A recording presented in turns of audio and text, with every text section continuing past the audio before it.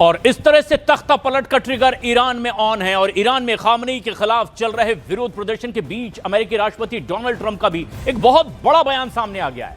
Fox news को दिए अपने बयान में ट्रंप ने दावा किया कि इस वक्त ईरान टूटने की कगार पर पहुंच चुका है। सर्वोच्च नेता अली खामनेई किसी सुरक्षित जगह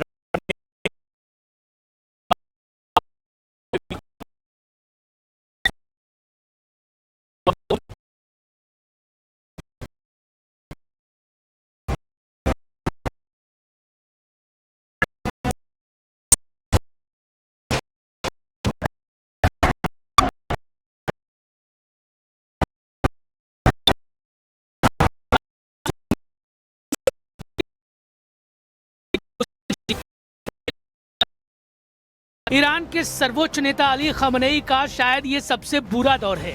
मुल्क विद्रोह बगावत की आग में झुलस रहा है, तो दूसरी तरफ ट्रंप के एक दावे ने उनकी परेशानी को 4 गुना बढ़ा दिया है। अमेरिकी राष्ट्रपति डोनाल्ड ट्रंप ने फॉक्स न्यूज को दिए इंटरव्यू में ईरान और उसके सुप्रीम लीडर को लेकर बहुत बड़ा दावा किया है। ट्रंप ने कहा कि ईरान इस वक्त टूटने की कगार पर है और खामनेई किसी सुरक्षित जगह जाने का रास्ता तलाश रहे हैं।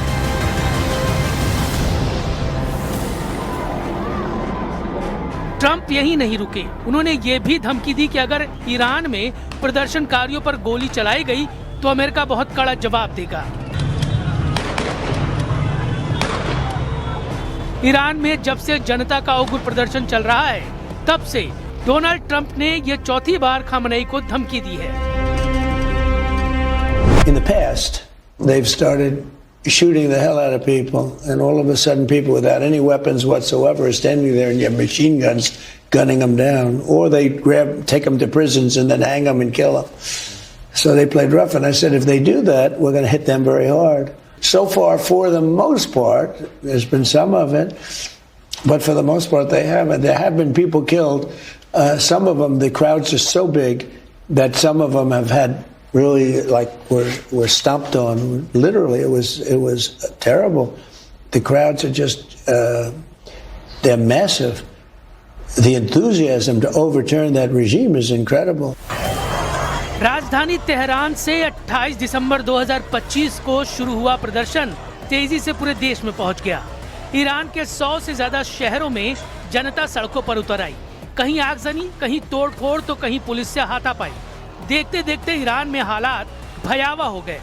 जनता का गुस्सा ईरान में सुप्रीम लीडर खामनेई से है, क्योंकि वो 37 साल से सत्ता में है। उससे पहले 1979 में इस्लामिक क्रांति के बाद आयतुल्लाह खुमैनी सत्ता में आए। वो 10 साल तक सुप्रीम लीडर रहे, लेकिन इतने सालों में ईरान की न तो तस्वीर बदली, न ही तकदीर। उल्टा पूरा देश आर्थिक संकट, भारी महंगाई, अंतर्राष्ट्रीय प्रतिबंधों, बेरोजगारी, मुद्रा गिरावट और लगातार जन आंदोलनों जैसे गंभीर चुनौतियों से जूझ रहा है। और यही वजह है कि ईरान में अब राजशाही को वापस सत्ता सौंपने की मांग उठने लगी है। इस रेस में निर्वाचित युवराज रजा पहलवी का नाम सामने आ रहा है। ईरान में प्रदर्शनकारी रजा पहलवी को एक धर्मनिरपेक्ष और लोकतांत्रिक विकल्प मानते हैं। युवाओं और जेनजी को लगता है कि पहलवी की वापसी से ईरान को आर्थिक स्थिरता और व्यक्तिगत आजादी मिल सकती है। यही वजह है कि युवराज रजा पहलवी का ईरान में चल रहे संघर्ष पर बयान भी सामने आया है। उन्होंने एक्स पोस्ट में ईरान में चल रहे प्रदर्शन की आग को और हवा दी है।